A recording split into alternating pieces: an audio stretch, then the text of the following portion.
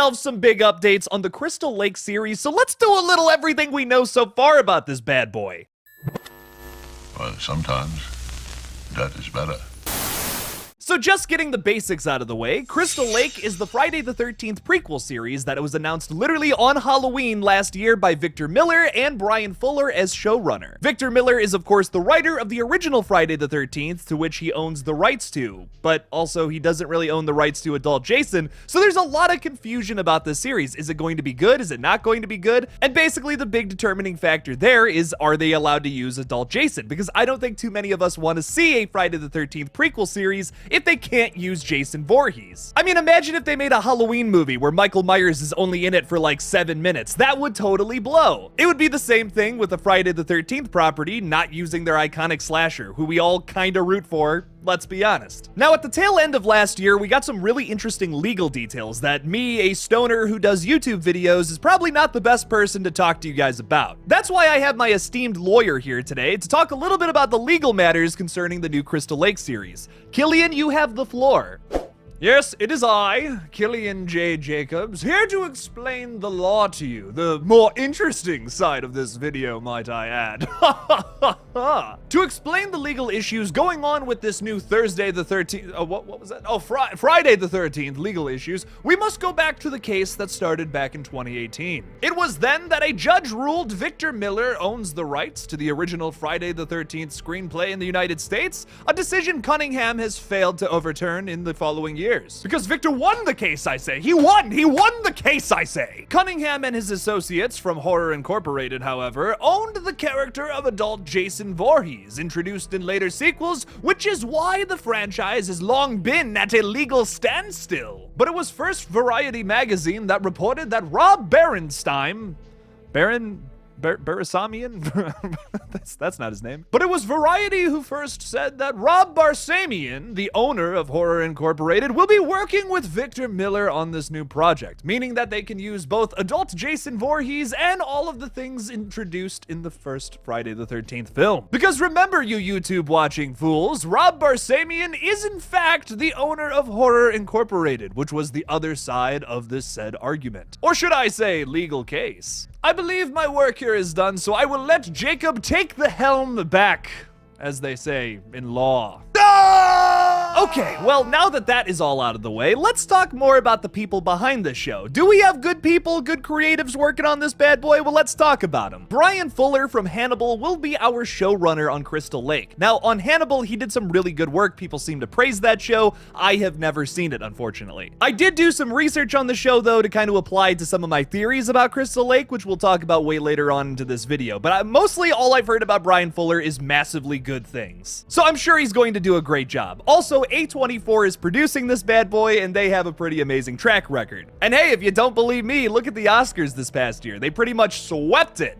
Swept the floor with the Oscars, man. Oh my god. Congratulations to Everything Everywhere All at Once and The Whale, by the way, both phenomenal movies. OG Friday the 13th screenwriter Victor Miller will also serve as an executive producer, meaning one half of that legal rights issue thing we were talking about earlier, as well as Rob Barsamian, who's in charge of Horror Incorporated, you know, the other side of all of the legal issues with Friday the 13th. Killian J. Jacobs explained that a lot better than I did. Getting into some of the newer updates, though, it was recently announced that Kevin Williamson, the writer of the original Scream, I Know What You Did Last Summer, countless other 90s hits, will be writing an episode of this show. That's something to get excited about, Scream fans, I'm just saying. Kevin is an amazing writer. I really love just about everything this man touches, so I can't wait to see what he brings to this show. And one of the most shocking announcements of all is that Adrienne King will be somehow starring in this series, although it's been described as a prequel series before the events of the original Friday. Adrienne King, of course, portrayed Alice in the original Friday the 13th, our first final girl. Well, you know, in the Friday franchise, which ripped off Halloween, which that was ripping off Black Christmas.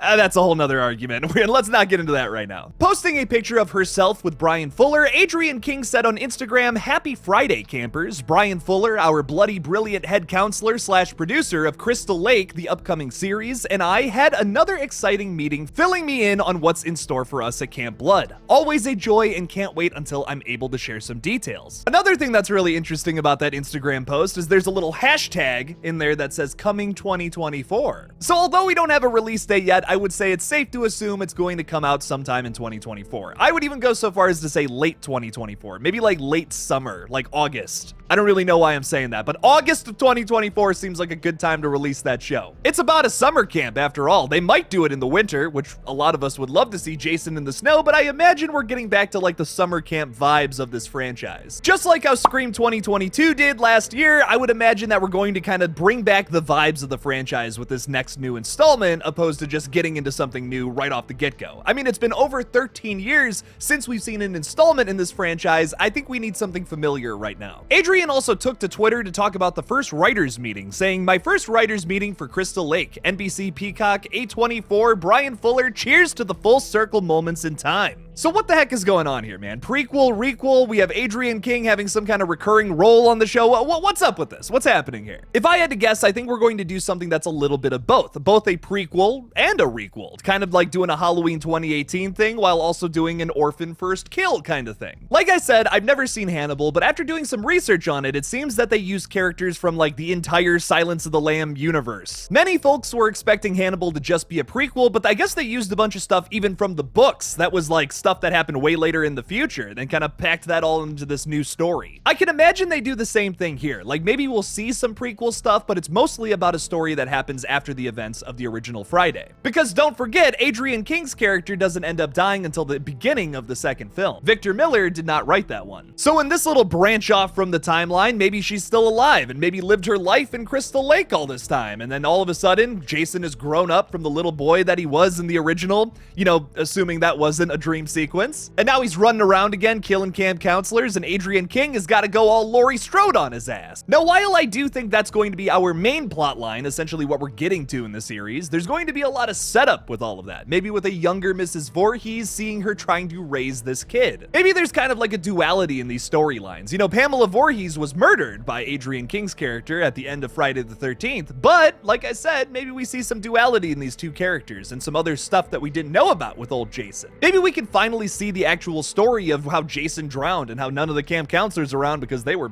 well, knocking boots, I should say. That's at least the YouTube safe response.